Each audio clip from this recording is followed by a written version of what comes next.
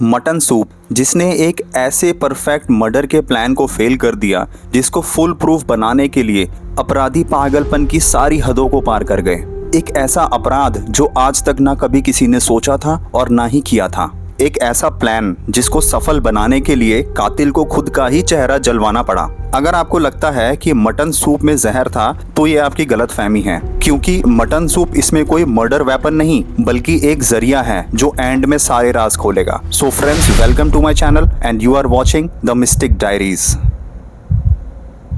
27 नवंबर 2017 नागर कुरनूल तेलंगाना के प्राइवेट हॉस्पिटल में स्वाति नाम की एक महिला एक शख्स के साथ भागते हुए आती है। उस शख्स का चेहरा काफी झुलसा हुआ था और काफी जला हुआ था और वो शख्स दर्द से काफी चीख रहा था, चिल्ला रहा था। हॉस्पिटल में मौजूद सभी लोग यह मंजर देखकर सहम गए। हड़बड़ाई हुई स्वाति हॉस्पिटल स्टाफ को बताती है कि यह शख्स कोई और नहीं बल्कि उसके हस्बैंड सुधाकर रेड्डी हैं, जिन पर कुछ लोगों ने अटैक कर पेट्रोल डाल के आग लगा दी। हॉस्पिटल स्टाफ फौरन उसे इमरजेंसी वार्ड में ले जाते हैं और तुरंत ट्रीटमेंट शुरू कर देते हैं। कुछ दिन बाद सुधाकर की तबीयत में सुधार तो हुआ, लेकिन उसका चेहरा बुरी तरह झुलस चुका था। डॉक्टर ने सजेस्ट किया कि चेहरे को ठीक करने के लिए एक प्लास्टिक सर्जरी करनी पड़ेगी, जिसके लिए स्वाति एग्री हो जाती है। प्लास्टिक सर्जरी एक महंगा प्रोसीजर है। अब क्योंकि सुधाकर एक बिजनेसमैन था, इसलिए स्वाति के लिए इसको अफोर्ड करना आसान था। स्वाति ने सारे फैमिली मेंबर्स, रिश्तेदारों को इस हादसे के बारे में बताया। यह सुनकर सुधाकर की माँ, उसका भाई सुरेंद्र और बाकी फैमिली मेंबर्स भागते हुए हॉस्पिटल पहुंचे। उन्होंने देखा कि उसका चेहरा पूरी तरीके से पट्टियों से ढका हुआ है और वो बोलने की कोशिश तो कर रहा था, लेकिन ज्यादा जलने के कारण उसका असर गले में भी हुआ था, जिसकी वजह से वो साफ बोल भी नहीं पा रहा था। जैसे जैसे दिन बीतते गए वैसे ही सुधाकर की हेल्थ में काफी सुधार होता गया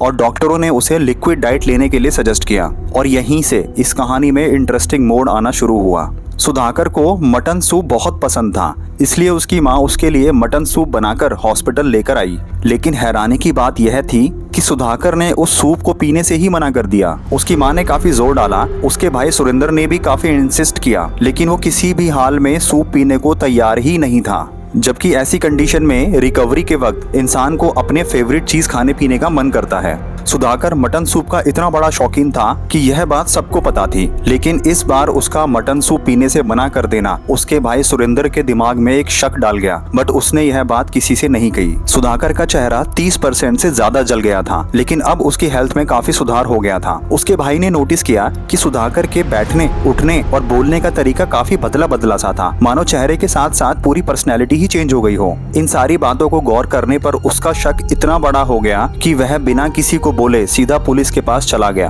और उन्हें पूरा इंसिडेंट बताया कि कैसे उसके भाई पर हमला हुआ, और फिर भी उसकी वाइफ स्वाति ने अभी तक कोई पुलिस कंप्लेंट नहीं फाइल की। उसने यह भी बताया कि उसके भाई ने मटन सूप पीने से मना कर दिया, जो कभी उसे सबसे ज्यादा पसंद था। पुलिस के लिए ये सारी बातें सुनना और समझना काफी अजीब था। वह समझ नहीं पा रहे थे कि आखिर सुरेंद्र कहना क्या चाहता है, क्योंकि कुछ भी खाने पीने से मना कर देना कोई क्राइम नहीं होता। तभी सुरेंद्र ने अपने दिल में बैठे उस शक को जाहिर किया, जिसको सुनकर पुलिस भी हैरान रह गई। सुरेंद्र ने कहा कि उसे शक है कि जो आदमी हॉस्पिटल में एडमिट है वो उसका भाई सुधाकर नहीं बल्कि कोई और है। अब यह पुलिस के पास आया सबसे विचित्र केस था, जिसके लिए पुलिस ने एक स्पेशल इन्वेस्टिगेटर असाइन किया। अब वो आदमी जो हॉस्पिटल में मौजूद है वह सुधाकर है या नहीं, इसका पता फिंगरप्रिंट्स के थ्रू लग सकता था। इसलिए बहुत प्लानिंग के बाद पुलिस ने सीक्रेटली उस आदमी से उसके फिंगरप्रिंट्स ले लिए और सुधाकर के आधार से लेकर बैंक तक के सारा डेटा और रिकॉर्ड से मैच करवाना स्टार्ट कर दिया। कुछ दिन बाद रिजल्ट आता है, फिंगरप्रिंट्स मिसमैच। हॉस्पिटल में एडमिट वो आदमी जिसे वह इतने दिनों से अपना बेटा, अपना भाई मान रहे थे, उसका ध्यान रख रहे थे, वो आदमी एक्चुअली में सुधाकर था ही नहीं।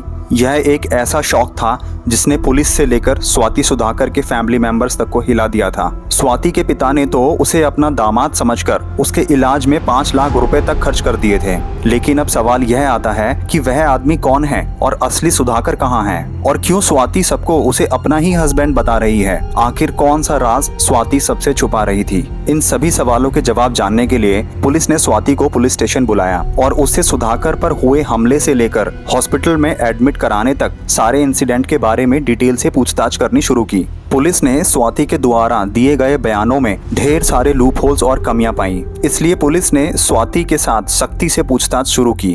अब क्योंकि वो कोई प्रोफेशनल क्रिमिनल नहीं थी, इसलिए कुछ वक्त बाद वो टूट गई और सब सच बताना शुरू किया।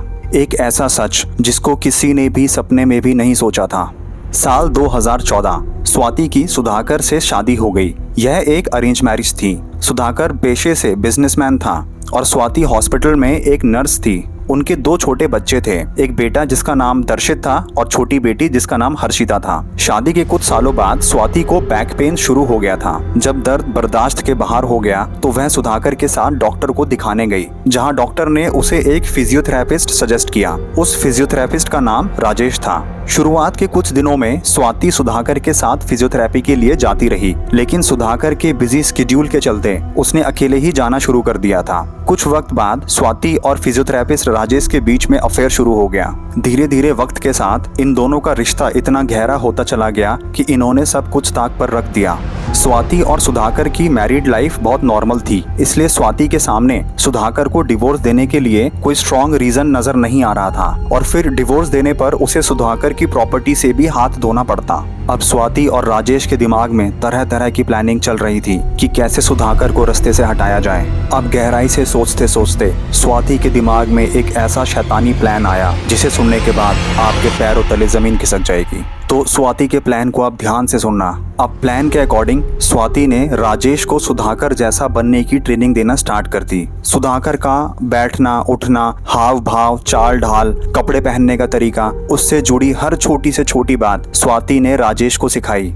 26 नवंबर 2017 फाइनली वह दिन भी आ जाता है। अब स्वाति और राजेश ने ये दिन इसलिए चुना क्योंकि उस दिन संडे था और छुट्टी के चलते सुधाकर उस दिन घर पर ही था। अब स्वाति पेशे से नर्स थी, इसलिए उसे एनेस्थीसिया के यूज के बारे में पूरी नॉलेज थी। प्लानिंग के अकॉर्डिंग स्वाति ने सबसे पहले सुधाकर को एनेस्थीसिया देकर बेहोश कर दिया और धीरे से राजेश को घर के अंदर बुला लिया। फिर आयरन रॉड से सर पे हमला कर सुधाकर को मार डाला और उसको मारने के बाद उसका चेहरा मिटा दिया ताकि इन केस अगर बॉडी मिल भी जाए तो उसकी शिनाख्त ना हो पाए। फिर उसकी बॉडी को एक चादर में लपेटकर उसे महबूब नगर के जंगल में ले गए, जहां उसकी बॉडी को जलाकर दफन कर दिया और सारे सबूत मिटा दिए। और अब बारी थी प्लान के दूसरे सबसे भयानक पार्ट को एग्जीक्यूट करने की, जिसके अकॉर्डिंग स्वाति की लाइफ में राजेश को अब सुधाकर की जगह लेनी थी। अब यह तभी हो सकता था जब राजेश का चेहरा प्लास्टिक सर्जरी से सुधाकर जैसा बना दिया जाए, बट प्लास्टिक सर्जरी भी तभी होती जब चेहरा एक्सीडेंटली खराब हो गया होता।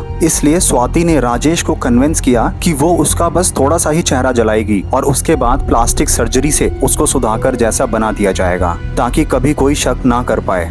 अब अपने होशो हवासों में अपने चेहरे को जलाने के लिए एसिड डलवाना यह कोई आसान काम तो नहीं था, इसलिए राजेश इस प्लान में थोड़ा हिचक भी रहा था, लेकिन इश्क जो ना करवाए वो कम है। 27 नवंबर 2017 मर्डर करने के नेक्स्ट डे स्वाति के समझाने पर राजेश अपना चेहरा जलाने के लिए तैयार हो जाता है। उसके बाद स्वाति अपने हाथों से धीरे धीरे एसिड उसके चेहरे पर डालकर उसे जलाना शुरू कर देती है। अब दोस्तों ताज्जुब की बात यह है कि कभी इसी चेहरे से स्वाति को प्यार भी हुआ था। अब जैसे जैसे एसिड राजेश का चेहरा जलाता जा रहा था उसकी चीखें तेज होती जा रही थी, जिसके बाद उसको इतना तड़पता हुआ देखकर स्वाति राजेश को फौरन हॉस्पिटल लेकर पहुंचती है, जहां पर उसको स्वाति ने अपना हस्बैंड सुधाकर बताकर एडमिट करवाया। अब रही बात कि जिस बेवकूफी की वजह से ये दोनों पकड़े गए वो रीजन भी बहुत ही अलग था। जैसा कि आपको पता है कि कैसे मटन सूप ना पीने पर सुधाकर के भाई को शक हुआ और उसके बाद कैसे स्वाति और राजेश पकड़े गए। अगर राजेश वो सूप पी लेता तो शायद इतनी जल्दी ये दोनों नहीं पकड़े जाते।